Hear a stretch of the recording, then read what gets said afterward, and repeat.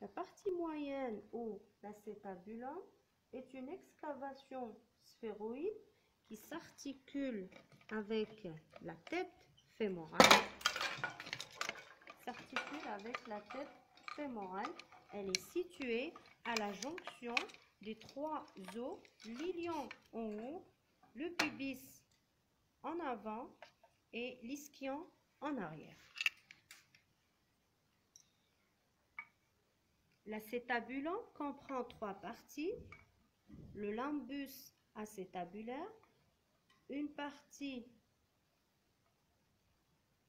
centrale, une partie périphérique, articulaire et lisse, et une partie centrale, rugueuse et non articulaire. Ce rebord saillant qui est appelé limbus acétabulaire donne insertion au labrum.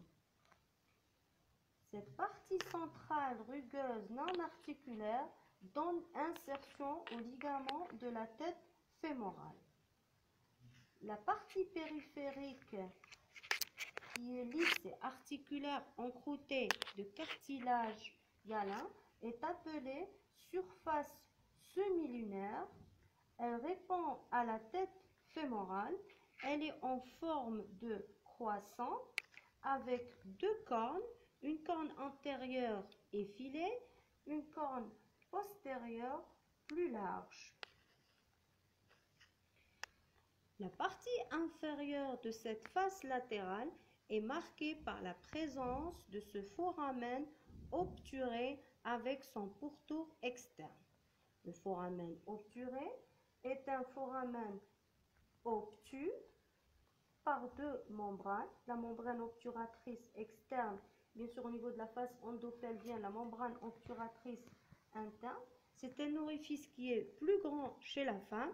Il est de forme ovalaire également chez la femme et de forme légèrement triangulaire chez l'homme. La face interne ou endopelvienne est divisée par la ligne arquée en deux parties correspondant au grand bassin et au petit bassin. Donc, l'union des deux lignes arquées permet de diviser le bassin en deux parties, une partie supérieure large qui est le grand bassin, une partie inférieure étroite qui est le petit bassin. Donc, cette face endopelvienne ou médiale est formée donc par la ligne arquée, une partie supérieure et une partie inférieure. Cette partie supérieure est formée de deux régions. Donc, les deux tiers antérieurs sont occupés par une surface lisse triangulaire qui donne insertion au muscle iliaque qu'on appelle la fosse iliaque. Le tiers postérieur restant est occupé par une partie inférieure lisse et articulaire. C'est ce qu'on appelle la surface auriculaire à la forme d'un L inversé. C'est la zone qui forme l'articulation, qui s'articule donc avec le sacrum pour former l'articulation sacro-iliaque. La partie supérieure de cette zone est occupée par une zone rugueuse qu'on appelle la tubérosité iliaque qui donne insertion à plusieurs ligaments. Maintenant, pour les bords de l'os coxal, donc l'os coxal présente à décrire, comme on l'avait dit, 4 bords, postérieur, antérieur, supérieur et inférieur. Le bord postérieur présente de haut en bas l'épine iliaque postéro-supérieure, la petite échancrure, l'épine iliaque postéro-inférieure, la grande échancrure ischiotique, l'épine ischiotique, l'échancrure, la petite échancrure ischiotique et enfin la tubérosité ischiotique. Pour ce qui est du bord antérieur, il présente de haut en bas l'épine iliaque antéro-supérieure, la petite échancrure, l'épine iliaque antéro-inférieure, l'échancrure du psoas,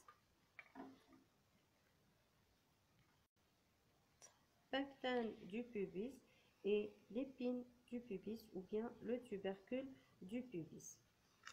Pour le bord supérieur ou crânien, c'est un bord qui est rugueux, épais et palpable.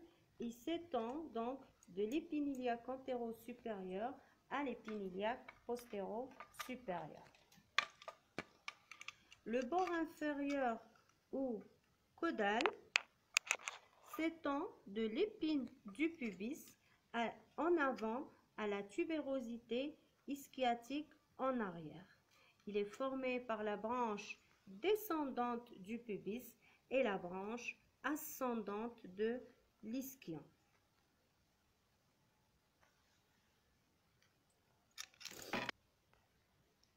Le segment antérieur de ce bord inférieur présente la surface symphysaire qui est lisse et encroûtée de cartilage qui s'articule en avant avec son homologue pour former l'arcade pubienne. Pour ce qui est des angles, donc l'os coxal présente à décrire 4 angles. L'angle antéro-supérieur qui correspond à l'épine iliaque antéro-supérieure, l'angle postéro-supérieur qui correspond à l'épine iliaque postéro-supérieure, l'angle antéro-inférieur qui correspond à l'épine du pubis et l'angle postéro-inférieur qui correspond à la tubérosité ischiotique. Donc l'os coxal est un os résistant dont les fractures nécessitent un traumatisme important. Les fractures de l'acétabulum sont graves et relèvent des contraintes transmises par la tête fémorale. Je vous remercie.